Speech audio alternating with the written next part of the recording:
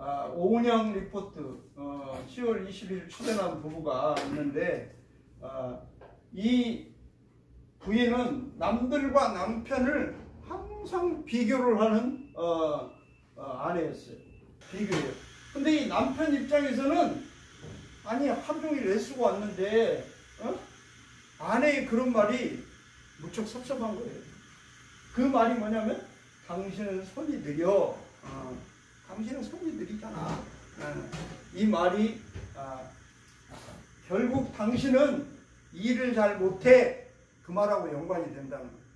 일을 잘 못해. 그러니까 또 이 말은 뭐와 연관되냐면 당신은 무능력해. 이런 의미가 당신은 손이 느려. 그 말 속에 있다는 거예요. 그러니까 이 남편은 부인이 그렇게 말하면 기분이 나쁜 거예요. 여러분 그런 얘기를 들어가지고 기분이 좋을 사람 있을까요? 이 세상에?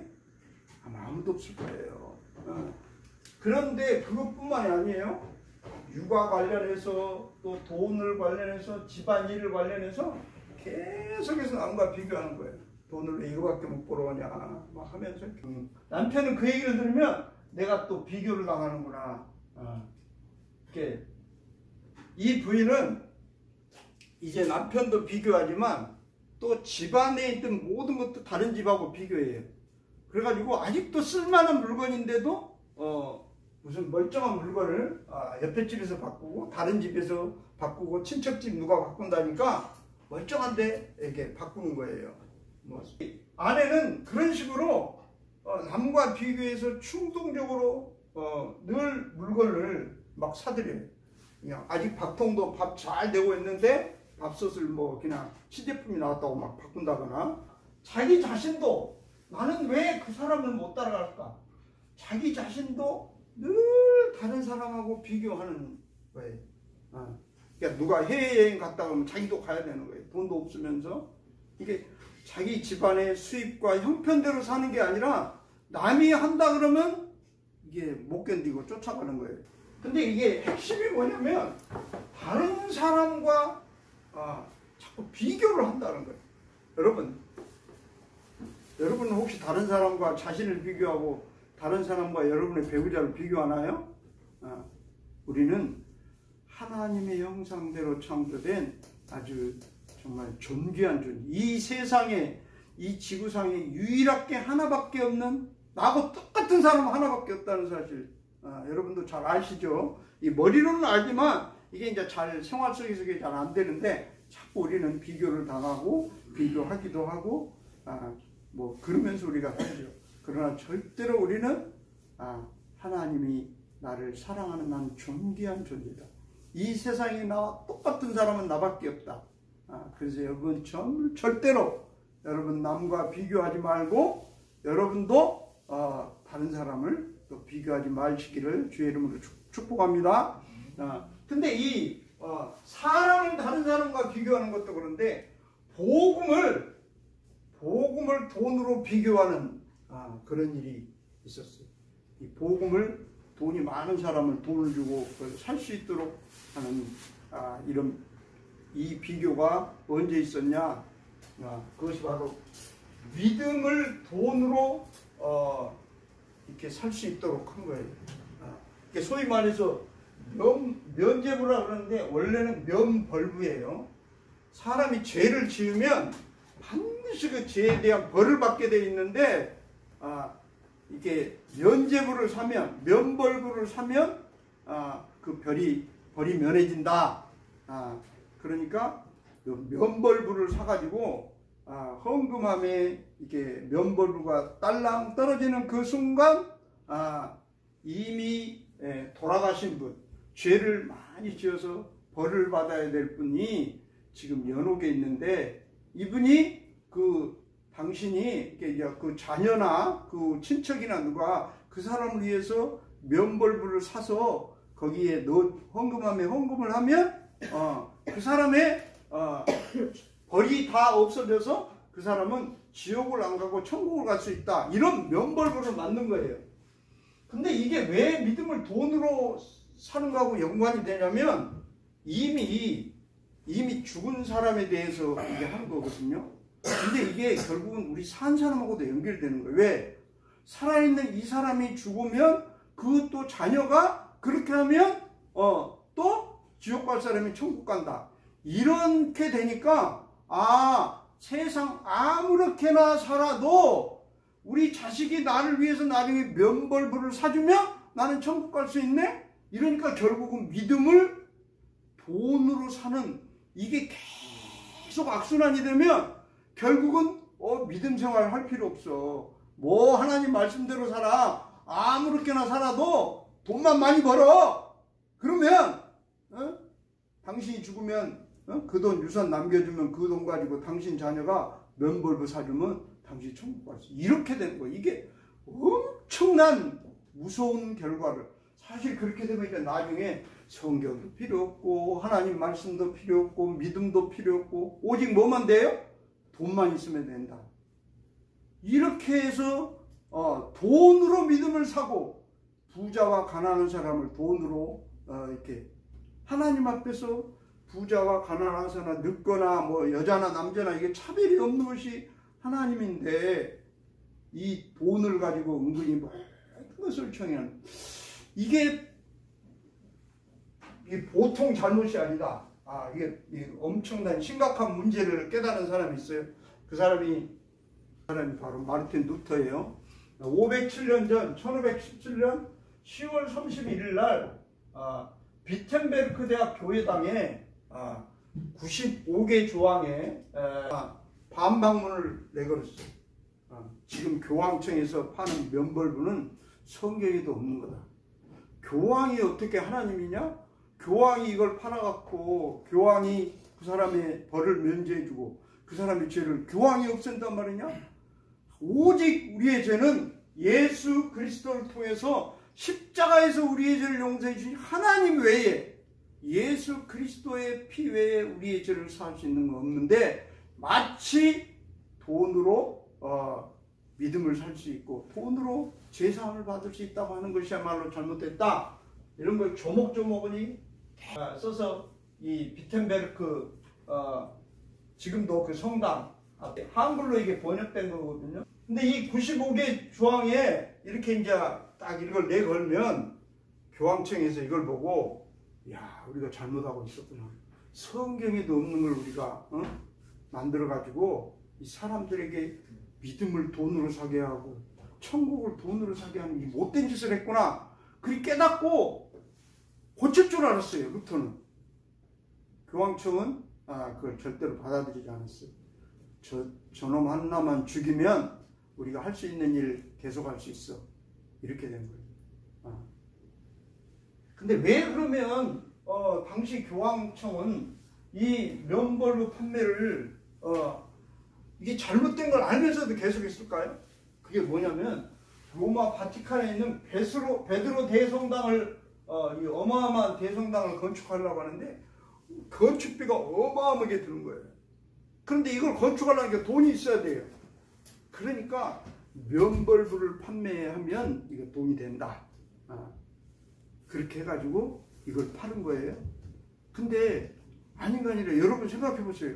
여러분의 부모 예수도 안 믿고 돌아가셨는데 그분이 나중에 지옥 가면 어쩌지?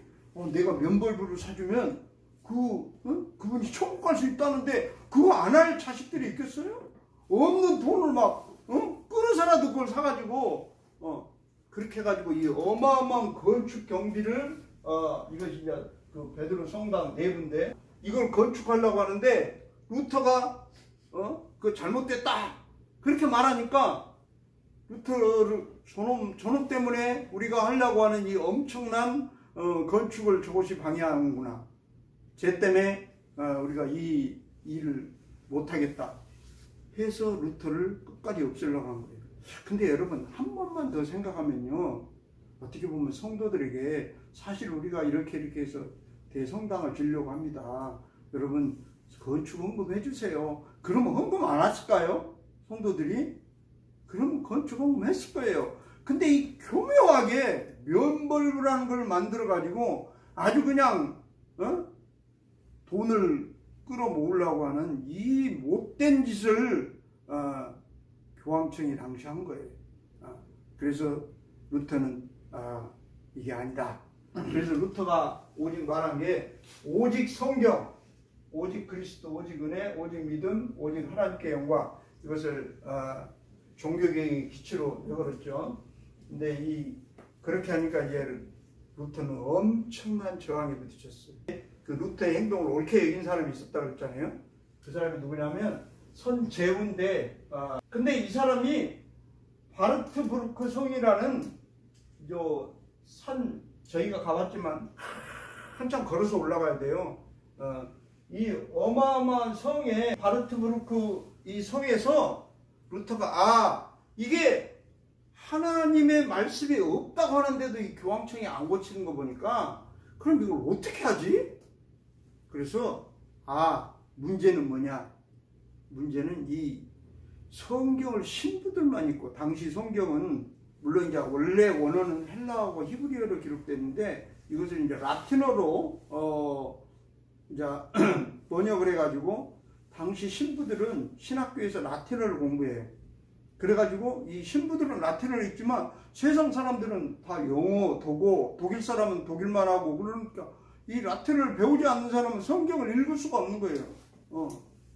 그러니까 이 성경에 이런 말씀이 없다는 걸 온 국민이 있게 하면 교황청은 그때는 이제 고치겠구나. 그래서 루터가 이 성경을 번역해야 되겠다.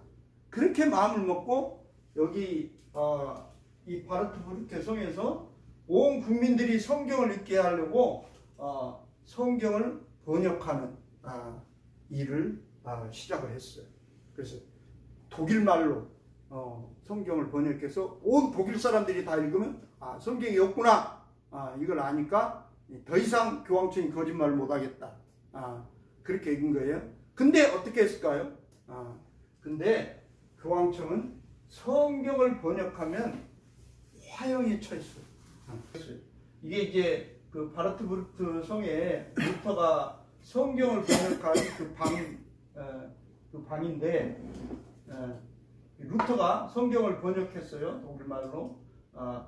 근데 이 윌리엄 틴테일이라는 이 사람은, 루터는 독일말로 성경을 번역했는데 이분은 영국 사람인데 이분은 영어로 성경을 번역한 사람이에요. 결국 이 사람도 화형에 처했어요. 1536년에. 그러니까 성경을 번역하면 이런 벌을 받는다, 이걸 아주 많은 사람들이 모여 있는데 아주 뻔때를 보이는 거예요. 그래서 그 누구도 성경을 번역하지 못하도록. 여러분, 근데 우리는 지금 한글로 번역된 성경을 갖고 있잖아요.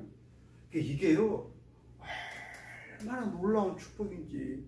그러니까 그 시대는 목숨 걸고 번역한 성경이에요, 사실은. 우리는 정말 이 성경을 갖고 있다는 것이 우리말로 이게 참으로 놀라운 축복입니다. 오늘 우리 본문 읽어보면 같이 한번 읽을까요? 시작. 그러므로 나는 할 수 있는 대로 로마에 있는 너에게도 복음 전하기를 원하노라. 왜 이 사도 바울은 복음을 전하려고 했을까요? 그 이유가 16절에 나옵니다. 시작. 내가 복음을 부끄러워하지 아니하노니 이 복음은 모든 믿는 자에게 구원을 주시는 하나님의 능력이 되리라. 먼저는 유대인에게요, 또한 헬라인에게로다. 그러니까 이 복음이 하나님의 능력이 되기 때문에 내가 이 복음을 전하려고 한다. 근데 결국 이 복음이 나에게도 능력이 됐다. 어떻게 보면 우리가 잘 아는 대로 바울이 다메섹 도상에서 하나님의 음성을 듣잖아요. 그러면서 그 순간 이제 이렇게 바울이 변화됐죠. 그래서 이게 정말 하나님의 말씀이야말로 자기를 생명을 살리는 것이라는 거. 자기가 지금 잘못 생각해서 그 율법이 하나님 말씀, 물론 율법도 하나님이 주셨어요. 근데 율법을 물론 이게 율법에만 이 바울이 묶여 있어가지고 구약에만 묶여 있었던 거예요. 신약을 모르고 하나님이 정말 예수 그리스도를 통해서 우리의 죄를 용서해 주시기 놀라운 복음을 이 바울이 몰랐어요.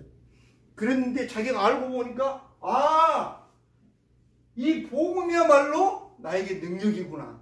나를 참 자유롭게 하고 나를 참 기쁘게 하고 나로 하여금 그 율법에 묶여가지고 아무 걱정 못하고 살았던 나의 영혼을 해방시키는 이 복음이야말로 나에게 능력이구나. 이걸 깨닫는 거예요. 근데 이걸 바울만 깨닫는 게 아니라 루터도 그걸 깨달았어요. 우리 마지막 17절 같이 한번 읽습니다. 시작. 복음에는 하나님의 의가 나타나서 믿음으로 믿음에 이르게 하나니 기록된 바 오직 의인은 믿음으로 말미암아 살리라 함과 같으니라. 여기서 의인은 믿음으로 말미암아 살리라, 이 말에 루터가 인생이 확 달라졌어요. 왜냐? 그 전에는 루터가 신부였다 그랬잖아요. 루터도 신부고 수도사였어요. 수도원에서 하는데 이 반드시 죄를 지으면 그만큼 내가 벌을 받아야 된다. 죄하고 벌의 무게가 똑같아야 된다. 이렇게 생각하고 늘 죄를 지으면 그거에 대한 벌을 받으라고 늘 고생을 했어요. 그런데 루터가 성경을 읽어보니까 하나님의 의가 결국은 우리를 구원했는데 왜 내가 하나님이 이미 십자가에서 내 죄를 용서해 주셨는데 내가 지은 죄 때문에 그 벌을 내가 다 책임지려고 했느냐, 이걸 순간 깨달았어요. 이 말씀을 읽다가. 루터는 철저히 성경대로 살라고 사실 했던 사람이에요. 그래서 교황청에서 시킨 대로 죄를 지으면 반드시 벌을 받아야 된다. 그래서 여러분, 우리 개신교는 그게 없어졌는데 아직도 캐톨릭은 있어요. 그게 뭐냐면 고해성사라는 게 있어요. 죄를 지으면 신부에게 가가지고 내가 이런 죄를 지었습니다. 그렇게 고해성사를 하면 신부가 그 죄에 대한 벌로 무엇을 하세요. 그래서 뭐 주기도문을 100번 쓰세요. 뭐라든지 뭐 누구누구 가서 어디 가서 봉사하세요. 하여튼 지은 죄에 대해서 반드시 신부가 그렇게 벌을 감당해라는 그런 걸 해요. 근데 그걸 왜 우리 개신교회가 없앴냐? 마치 죄를 하나님이 십자가에서 예수 그리스도를 통해서 용서해 주는데 마치 이 지은 죄를 신부가 용서해 주는 것처럼 이거 잘못된 거다. 그래서 루터가 우리 종교개혁하면서, 사실 종교개혁이라는 게 엄밀한 말해서 교회개혁이에요.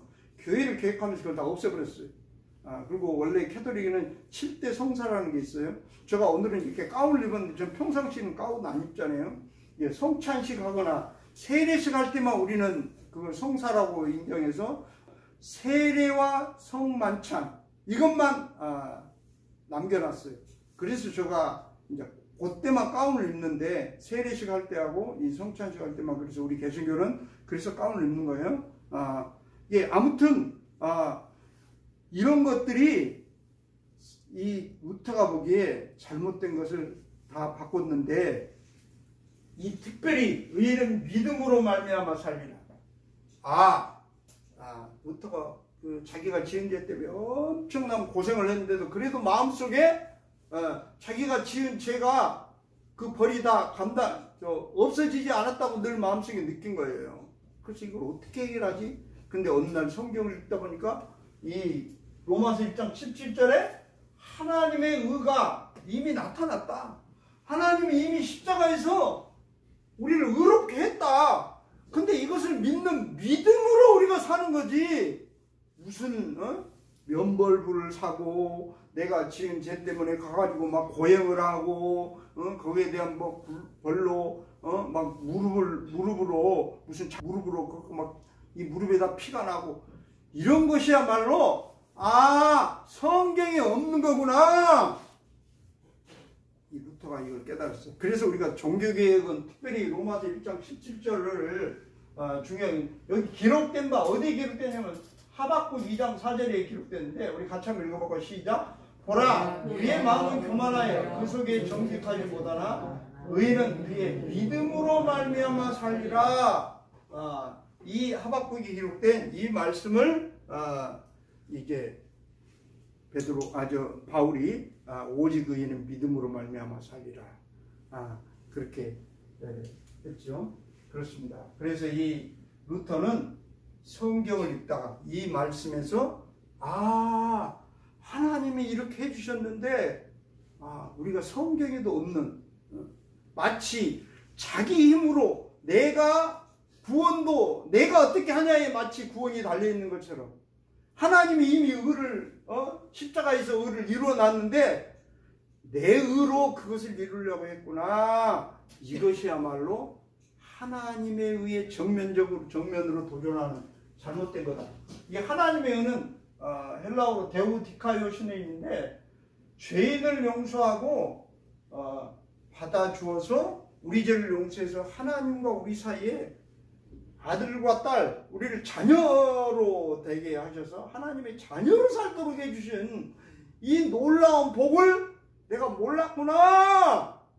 이 루터가 그걸 알고 그 다음부터 성경에 그런 거 없다. 그래서 95개 조항에 반박문을 내걸고 종교개혁을 했던 거예요. 그게 10월 31일 날 그렇게 했는데 오늘 우리가 그걸 기념해서 그렇습니다. 하나님은 이미 십자가에서 우리 죄를 다 용서해놨어요. 우리는 이것을 믿으면 그러면 목사님 이렇게 말할 수 있어요. 목사님 그러면 그것만 믿으면 아무렇게 살고 내가 막 죄 막 짓고 그렇게 살아도 구원받나요? 여러분 그런가요? 근데요 진짜 이 예수님이 십자가에서 내 죄를 용서해 줬다는 그것이 믿어진 사람은 그렇게 할 수가 없어요. 왜냐하면 그 엄청난 내가 사랑을 받았는데 내가 마음대로 산다? 내 하고 싶은 대로 한다? 그게 되지 않아요. 그거는 예수가 아직 안 믿어지는 사람이 머리로 괜히 하는 얘기지 실제로 주님을 만난 사람, 실제로 하나님의 그 놀라운 사랑을 받은 사람은 그렇게 하지도 않지만 그렇게 될 수가 없어요. 그래서 이 은은 사실 관계 안에서 이루어지는 거예요. 관계를 맺고 있는 두 대상 사이의 계약의 의무를 잘 지키는 아름다운 상태를 하나님의 의다. 물론 우리가 이제 법에서는 정의 그래가지고 뭐 옳고 그런 걸 따지고 이 성경이 말하는 의는 그런 정의가 아니고 하나님이 십자가에서 이루어 놓으신 의예요. 그렇습니다. 우리 죄를 용서하신 예수님, 정말 이 예수님을 내가 믿음으로 믿는 거예요. 할렐루야. 이 은혜가 넘쳐나시기를 주의 이름으로 축복합니다. 우리 찬송가 384장 나의 갈 길 다하도록 예수 인도하시니 믿음으로 사는 자는 하늘 위로 갔겠습니다. 그렇습니다. 저와 여러분 믿음으로 살아 하늘 위로를 받는 저와 여러분 주의 이름으로 축복합니다. 이 찬양하고 우리 성찬식 하도록